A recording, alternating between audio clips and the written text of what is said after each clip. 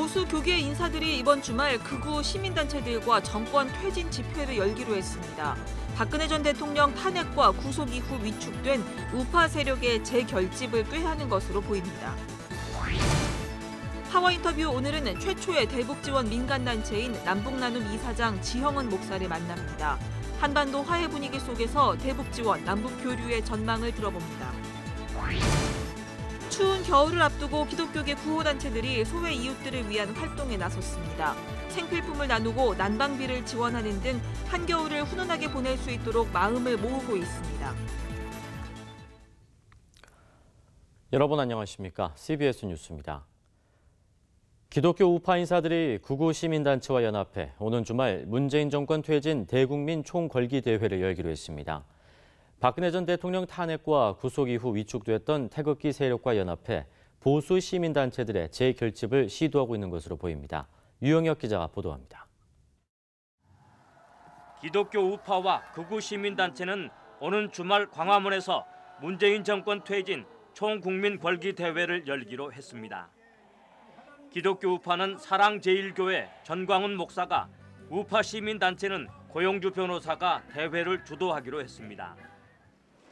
기독교 우파 인사들은 문재인 대통령이 통역당 사건으로 무기징역을 선고받았던 신영복 선생을 존경한다고 말한 것은 간첩과 동일한 생각을 하고 있다고 주장하고 있습니다. 남북 정상회담에 대해서도 의심의 눈초리를 보내고 있습니다. 세계 어느 대통령이 새벽에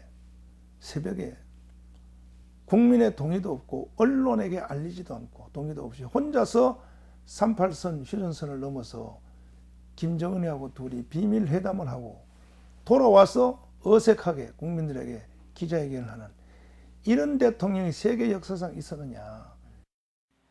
기독교 우파는 동성애와 이슬람에 대해 혐오감을 갖고 있으며 문재인 정권 문제와 관련해서는 우파 시민단체와 연대 필요성을 느낀 것으로 보입니다. 전광훈 목사는 지금도 주말마다 열리는 태극기 집회에 참석하는 사람 상당수가 기독교인이라고 주장했습니다. 광화문에서 초대형 집회는 기독교인들이 함께 안 하면 불가능합니다. 거의 70%, 70% 내지 80%는 기독교인입니다. 심지어 매주 토요일마다 하는 태극기 집회, 저것도 상당한 숫자가 기독교인들입니다. 기독교 우파와 태극기 부대가 연합 집회를 여는 것은 박근혜 전 대통령의 탄핵과 구속 이후 위축된 우파 세력의 재결집을 꾀하고 있는 것으로 보입니다. 2020년 총선을 앞두고 정치적인 연대도 모색할 것으로 예상됩니다. 전광훈 목사와 난민법 개정에 적극적으로 나서고 있는 고영일 변호사 등은 기독교 우파 인사들과 함께 민주당과 한국당 등의 공천에서 탈락한 정치인들을 영입해 기독자유당의 원내 진입을 다시 시도할 계획입니다. 기독자유당은 지난 2016년 총선 비례대표 투표에서 62만 6,853표를 얻어 원내 진입에 실패했습니다. 기독교 우파의 여러 주장이 극단적일 뿐만 아니라 혐오를 조장한다는 측면에서 우려하는 목소리도 나오고 있습니다.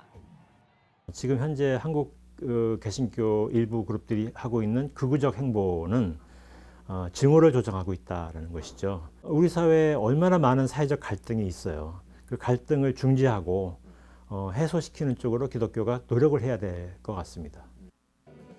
태극기 세력과 연합한 기독교 우파가 다수 기독교인들의 공감을 얻을 수 있을지, 또 세력을 확장해 2020년 총선에서 원내 진입에 성공할 수 있을지는 알 수 없습니다.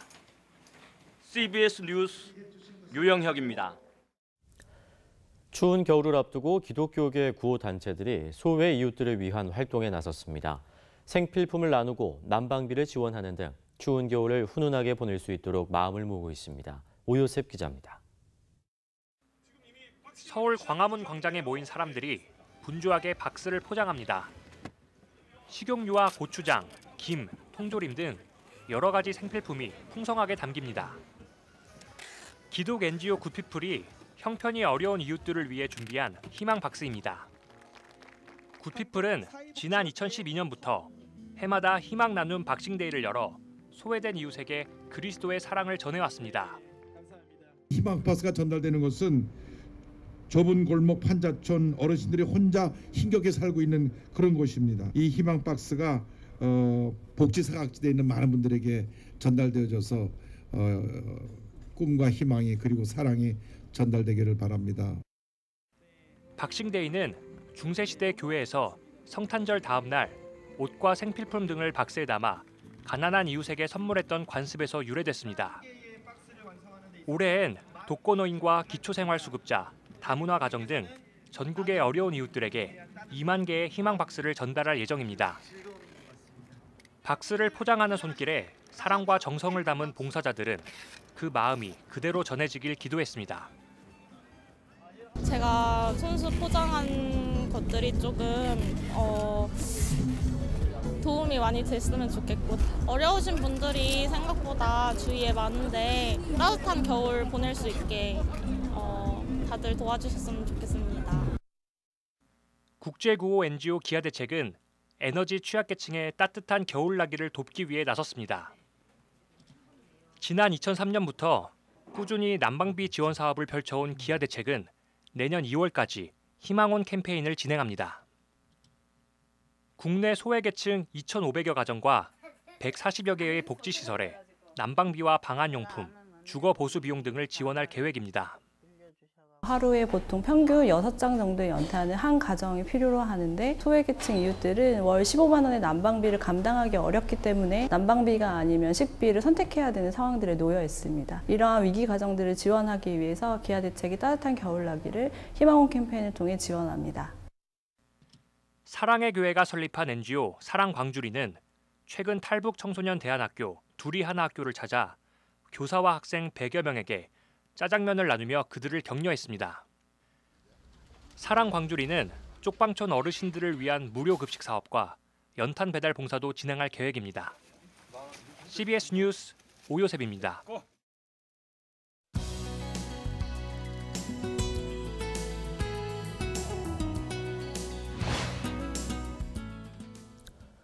남북 정상의 잇따른 만남으로 한반도의 그 어느 때보다 화해와 평화의 분위기가 고조되고 있는 가운데 대북 민간단체 협의회 북민협이 정부의 승인을 받아 밀가루 5천 톤을 지원하기로 해 대북 민간 교류에도 기대감이 높아지고 있습니다.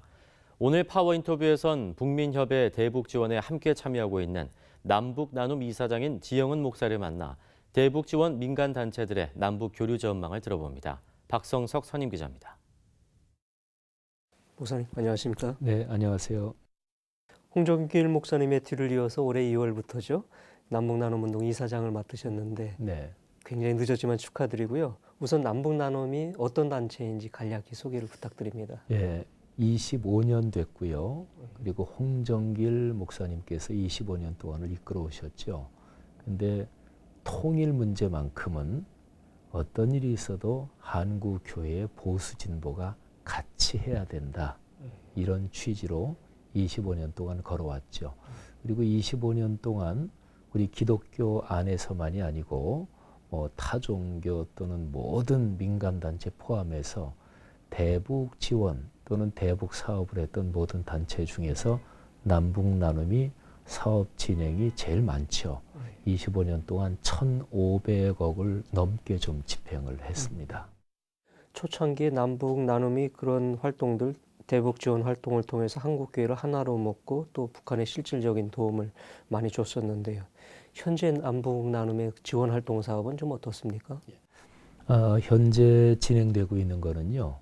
근자의 북민협에서 북한의 민화협하고 밀가루 5천 톤을 지원하기로 했어요. 이거는 우리 정부에서 다 승인 났고요.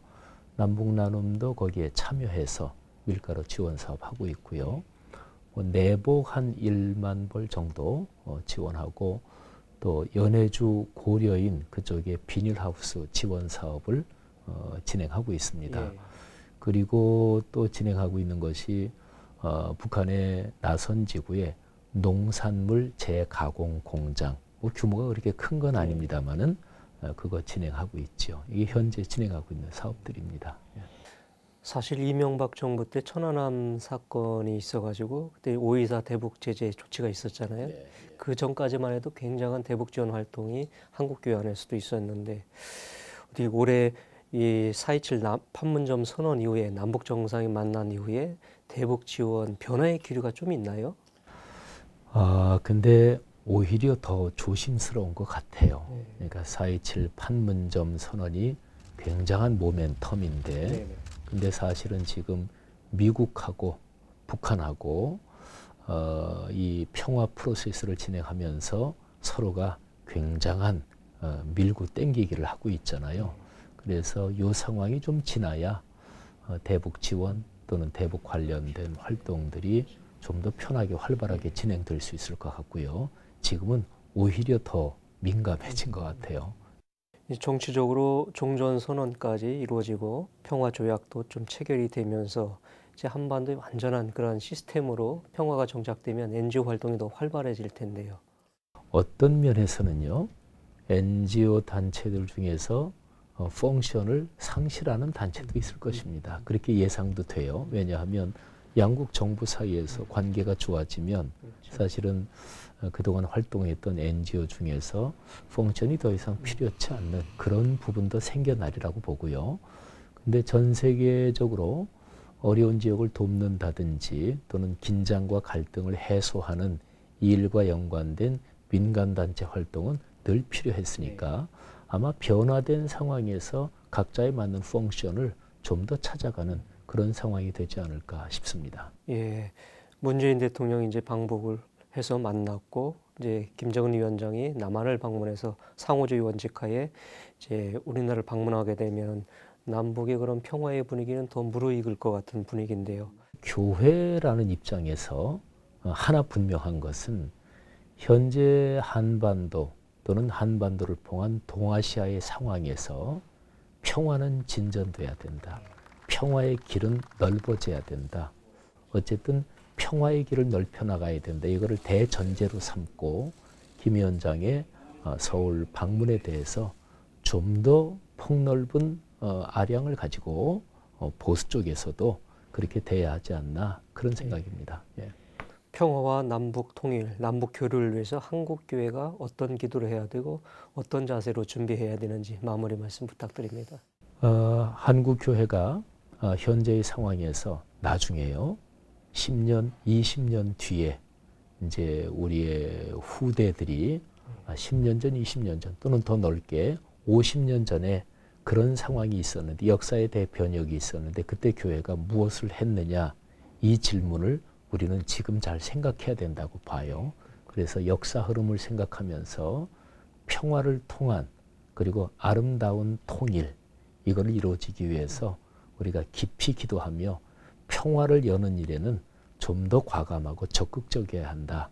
또 그런 문제를 놓고 우리 그리스도인들이 마음을 모아 기도해야 된다. 이런 생각입니다. 네, 목사님 오늘 말씀 감사합니다. 네, 고맙습니다. 더불어민주당 이해찬 대표가 오늘 한국기독교총연합회와 한국기독교교회협의회를 잇따라 방문하고 남북이 평화의 시대를 열어가는 일에 기독교계가 협력해 줄 것을 요청했습니다.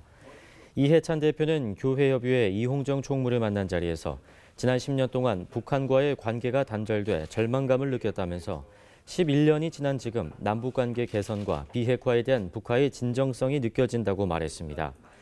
교회협의회 이홍정 총무는 평화를 만드는 일은 교회가 감당해야 할 일이라면서 교회와 정치권이 함께 한반도의 평화가 정착되도록 노력하자고 말했습니다. 앞서 이해찬 대표는 한기총 엄기호 대표회장을 만나 국민들에게 여러 가지로 힘이 되는 기독교계가 남북관계 발전에 많이 힘써달라고 당부했습니다.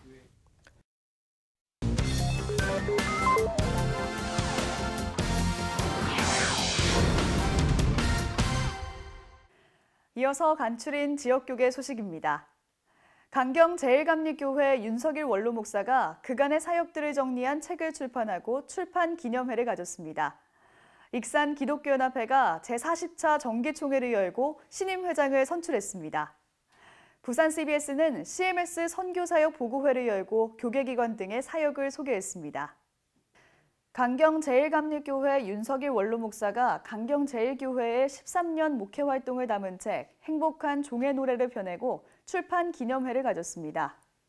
그걸 쓰면서 이건 좀 자세하게 좀 써도 괜찮겠다 그런 생각을 가지고 글을 썼습니다. 목회가 종으로서의 삶인데 그걸 늦게 깨달았어요.